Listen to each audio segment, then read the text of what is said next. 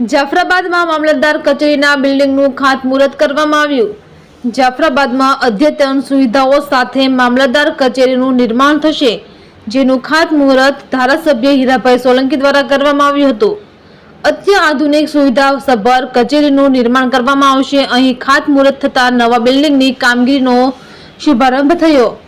આ કાર્યક્રમમાં નાયબ કલેક્ટર ડોક્ટર મેહુલ બરાસરા સાહેબ, મામલતદાર એમબી લકુમ સાહેબ, ધારાસભ્ય હીરા સોલંકી, યુવા જિલ્લા પ્રમુખ ચેતન શિયાળ, નગરપાલિકા પ્રમુખ પ્રતિનિધિ પ્રફુલ બારૈયા, તાલુકા પ્રમુખ કુલદીપ વરુ, શહેર પ્રમુખ સંદીપ શિયાળ, જાફરાબાદ તાલુકા અને શહેર ભાજપ ટીમ અને તાલુકાના સરપંચો તથા જાફરાબાદના તમામ સરકારી કચેરીના અધિકારીઓ તેમજ સામાજિક રાજકીય આગેવાનો હાજર રહ્યા હતા।